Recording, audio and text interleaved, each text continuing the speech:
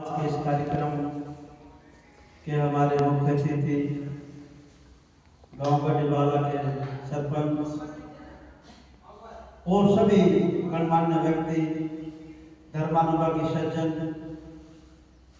बहुत दिनों से कार्यक्रम की तैयारी में जो जुटे हुए थे, सतीश जी और उनकी पूरी मंडली।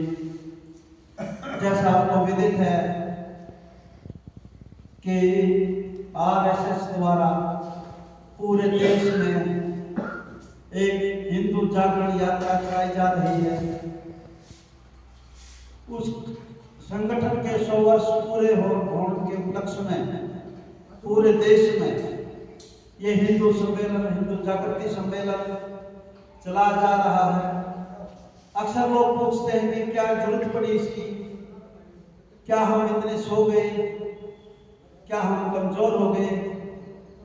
तो इस मंच के माध्यम से ये कहना चाहता हूं कि हिंदू ना कमजोर हुआ था कभी, ना कभी सोया था, लेकिन जरूरत है एक जागृति की, एक संगठन की।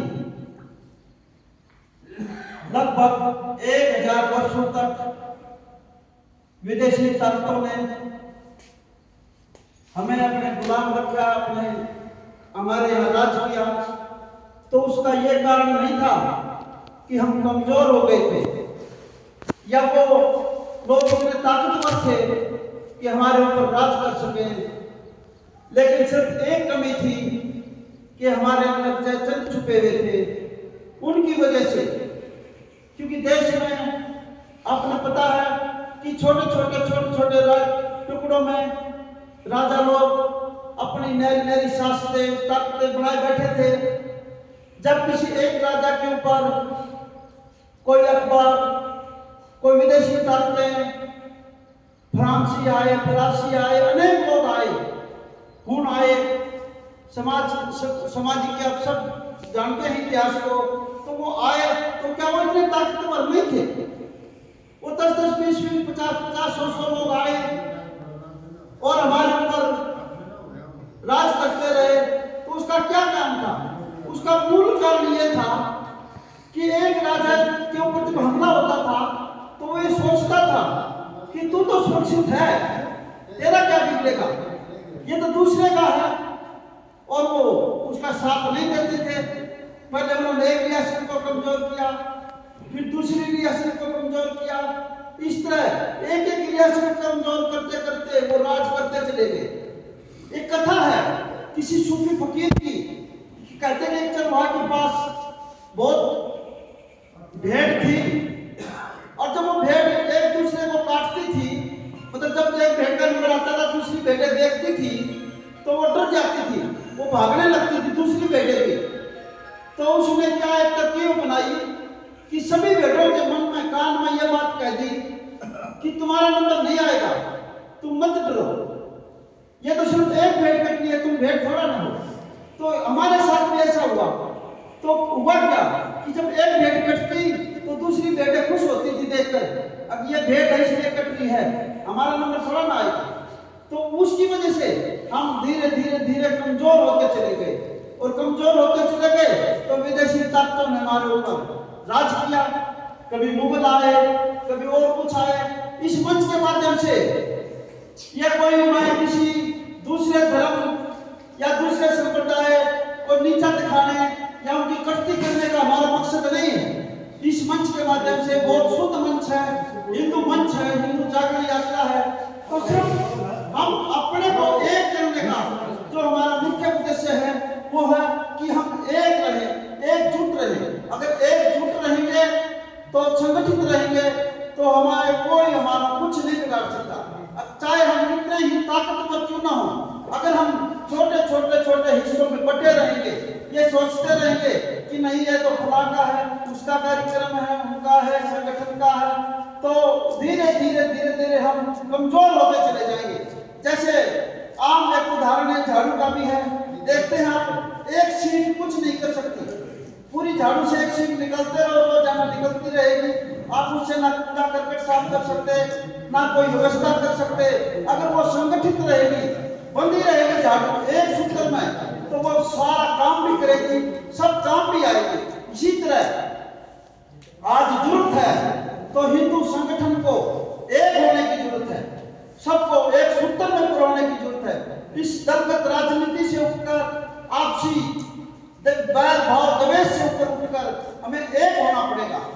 और मैं तो बड़ा इस बात का गर्व महसूस करता हूं कि जो 1925 में संगठन बना था, आज उसके 100 वर्ष हुए।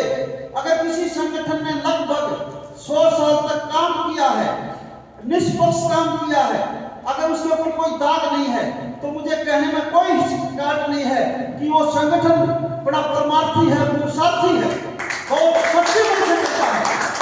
अब मेहनती तो हो सकते हो, देखा होगा राक्षस लोग हैं, रावण है, मेहनती तो वो भी थे, तो कमी क्या थी? कमी थी उनकी भावना शुद्ध नहीं थी। लेकिन संगठन की दोनों संगठन में दोनों चीजें हैं, परमार्थी भी है, पुरुषार्थी भी है, यानी कि देश के हित में सोचने वाले हैं। ऐसा संगठन जिसमें काम करने वाले लोगों ने अपने परिवार को छोड़ दिया, अपने निजी कामों को छोड़ दिया, सिर्फ और सिर्फ एक राष्ट्रभक्ति, देशभक्ति को सर्वोच्च मानकर लोग कहते हैं कि इन्होंने शादियां नहीं की, ये नहीं किया, वो नहीं किया। अगर ये कोई बड़ी बात नहीं, शादी नहीं करना, गांव में बहुत लोग शादियों में रह जाते हैं, लेकिन अपने परिवार को, अपनी जिम्मेवारियों को ना समझते हुए देश को महान समझा ऐसा संगठन जो 100 साल से काम कर रहा, वाकई धन्यवाद के पात्र है। इस संगठन के अंदर आज तक आपने देखा होगा संगठनें चलती हैं, कभी प्रधान को लेकर, कभी छोटे छोटे संगठन, ज्यादा बड़े की बात नहीं कर रहा मैं, जो छोटे मुट्ठी भर के संगठन है, ये तो विश्व का सबसे बड़ा संगठन है आज के दिन। और ऐसा संगठन जो इतना संगठित है, इनको पहली प्रेरणा दी जाती है कि आप देखो, अब आपके सामने उदाहरण है, सतीश जी लगभग 1 महीने से पूरे इस कार्यक्रम में, और उनके साथी सभी लोग 1 महीना से लगे हुए हैं, और आप खुद दूर हैं उनसे, ना कोई माइक, ना कोई पैसा, ना माला, ना किसी चीज की कोई जरूरत नहीं। तो संगठन तब चलते हैं जब उसमें ऐसे सेवा भाव के लोग हों। अब ज्यादा ना कहते हुए 2-4 बिंदु हैं जो संगठन के जिन्होंने चला रखा है। परिवार प्रबोधन का जो विषय है कि दिन पे दिन हमारी आबादी घटती जा रही है, विधर्मियों की ताकत बढ़ती जा रही है, तो हमें इस ओर भी सोचना पड़ेगा कि हम क्यों घटते जा रहे हैं। क्या हम इतने नालायक हो गए कि 2 बच्चे 3 बच्चे को नहीं पाल सकते? लोग कहते हैं कि महंगाई है, ये है, वो सब बहाने ही हैं। अगर ऐश और हमने ध्यान नहीं दिया तो धीरे धीरे धीरे धीरे घटते हुए हम थोड़े दिनों में अल्पसंख्यक अपने देश में हो जाएंगे। मैं कहना चाहता हूँ, हिमालय से लेकर और हिंद महासागर तक उसके बीच में जितने भी रहने वाले लोग हैं सब हिंदू हैं, और हिंदू हैं केवल। बाद में कुछ लोग लालचवश, किसी कारणवश जो दूसरे उनमें चले गए, लेकिन उनके मूलतः वो हिंदू हैं। और इस हिंदू जागरण यात्रा का एकमात्र यही उद्देश्य है कि हम संगठन हों, हमारा परिवार कुटबोधन, जो हमारे परिवार में दिन पर दिन आप देखना थोड़े दिनों में समस्या आ जाएगी। हमारे आने वाले बच्चों को पता नहीं लगेगा, जब एक बच्चा होगा एक परिवार में तो उसको कैसा पता लगेगा कि चाचा कैसा होता है, ताऊ कैसा होता है, मौसी कहाँ से आएगी। आप सोच के देखो, जो रिश्ते थे ये सब धीरे धीरे धीरे समाप्ति की ओर जा रहे हैं। उसका एक केवल कारण है कि हमारी उदासीनता, हमने बिल्कुल सोचना छोड़ दिया कि अगर परिवार नहीं रहेगा, क्या एक बच्चे का अब जो दूसरे लोग पाल सकते हैं तो क्या हम नहीं पाल सकते इस परिवार को? तो हमें परिवार कुटबोधन की ओर ध्यान देना पड़ेगा, अपने परिवार को बढ़ाना पड़ेगा। मूल उद्देश्य इसका यही है। दूसरा, मैं 4-5 जो पढ़ रहा था, 5 बिंदु है। दूसरा पर्यावरण का है कि दिन पर दिन जो जहरीली हवाएं होती जा रही हैं, आदमी रोजाना बीमारियों की ओर आकर्षित होता जा रहा है। उसका कारण क्या है कि पर्यावरण शुद्ध नहीं रहा, हमारा खान पान ठीक नहीं रहा। आपने अभी कुछ दिन पहले का उदाहरण है, अभी कोरोना काल में आपने देखा होगा, कहते कि जो जमुना का, गंगा का नीर इतना प्रदूषित है, वो कोरोना काल में स्वतः ही अपने आप साफ हो गया। अस्पतालों में जहां रोजाना 200-300 की पर्चियां कटती थी लोगों की, वहां 2530 मरीज रह गए थे केवल। और जो सबसे बड़ी एक समस्या आज महिलाओं को डिलीवरी की है, जो डॉक्टरों ने बड़ा भ्रम फैला रखा है। कोरोना काल की मैं अभी किसी एक डॉक्टर ने रिपोर्ट प्रकाशित की थी, कोरोना काल में सब बीमारियां बिल्कुल स्वतः ही अपने आप खत्म हो गई थी। तो उसका कारण क्या रहा? उसका कारण रहा सिर्फ एक कि वातावरण साफ हो गया था, बिल्कुल सांस लेने लायक हवा हो गई थी।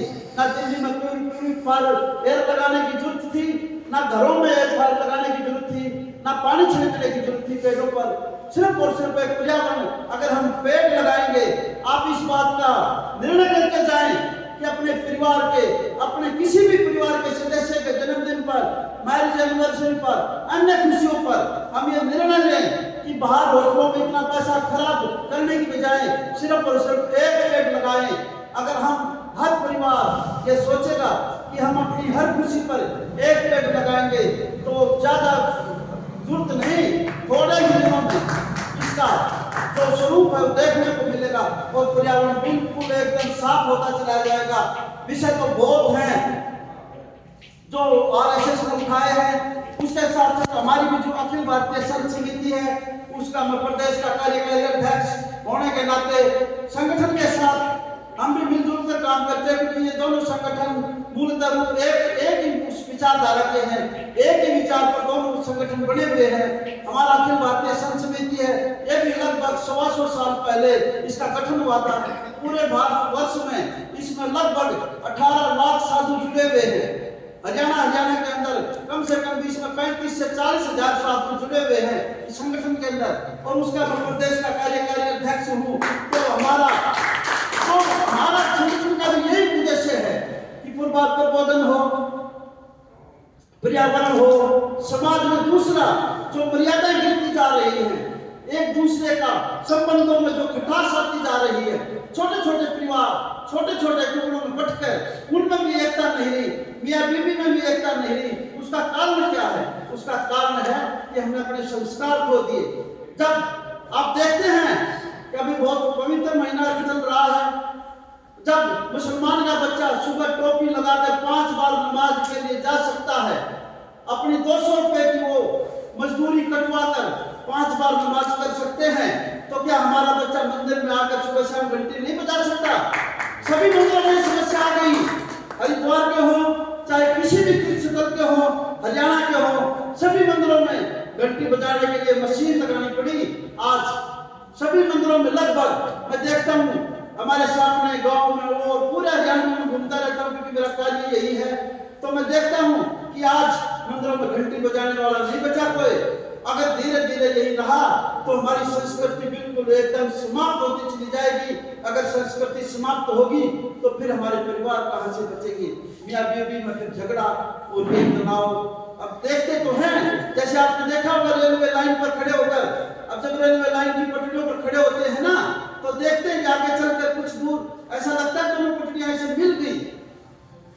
हमारे परिवार भी ऐसे हैं, बाहर से देखने में लगते हैं कि ठीक हैं, लेकिन जब हम उस पर चलते हैं पटरी पर, जब हम पटरी पर थोड़ी दूर चलेंगे तो फिर वही पटरी उतनी दूरियां बनी हुई हैं, लेकिन देखने में एक लगता है। तो उसका कारण उच्चारण एक है कि हमारे संस्कार गिरते चले गए। आरएसएस ने जो ये कार्यक्रम किया, इसके लिए मैं बहुत बहुत धन्यवाद का। जिन भी लोगों ने जिस प्रकार का भी इसमें सहयोग दिया, चाहे सुभाष जी ने दिया और गांव के जिस भी व्यक्ति ने जिस प्रकार की व्यवस्था दी, सबके लिए बहुत बहुत धन्यवाद।